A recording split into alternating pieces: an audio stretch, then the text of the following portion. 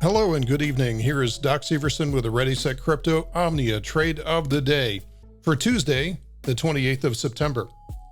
All right, guys, I'm starting again on the larger markets, the S&P 500 again, because we're down about 1.5%, which is worth trillions of dollars in market value. And this is going to be affecting just about every other asset. Now, what is causing this is actually, let's see if I can find this ticker here. It is the TNX. It is the 10-year note interest rate is actually skyrocketing. It's up to 1.5%. Now you have to understand that this level used to be down here of about 0.5%. About a year ago, it was about 0.5%, and now it's about 1.5%, which is a significant change.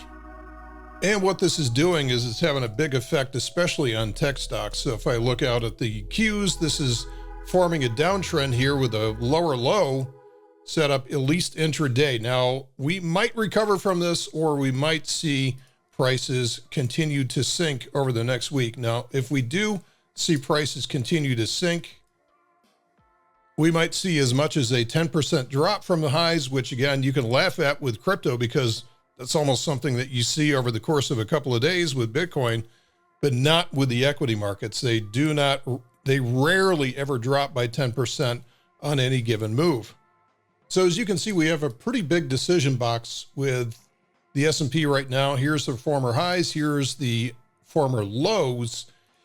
And we're either going to see this break out above this, which is probably going to happen, or we're going to see this break down below this level on the way down to the 200-day moving average and a 10% haircut.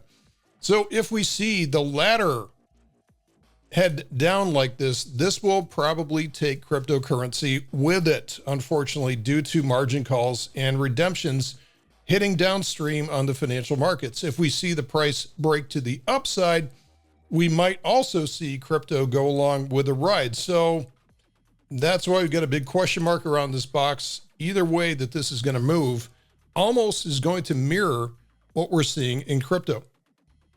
Now, ironically, this is Bitcoin, and it's almost got the same looking pattern as the S&P 500 to it. Yep, there we go. We have now become one of the conventional assets that are traded in financial markets.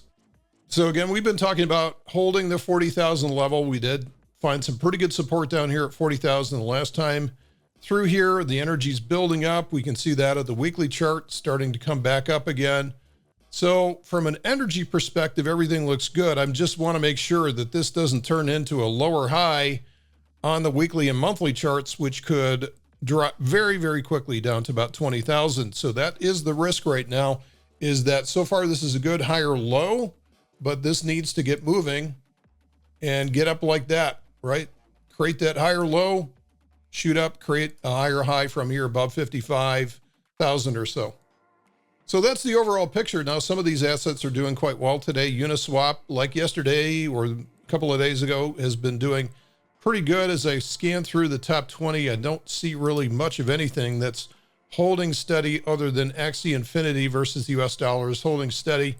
We also have Waves versus the US dollar coming up off of a relative bottom. This is not that great of a pattern. Really, nothing else is moving today. Again, the whole larger financial markets are holding cryptocurrency hostage. So unfortunately, for those of you looking for crypto being a hedge, that is going to be a longer term hedge against inflation and is still going to be subject to short-term price fluctuations. The good news is, for those of you that can trade, we're going to see a lot of volatility in the short term. We're going to see a lot of these movements that can be traded, especially if you're using something like futures or options. Thanks for listening, guys. We'll see you tomorrow in tomorrow's report. Take care.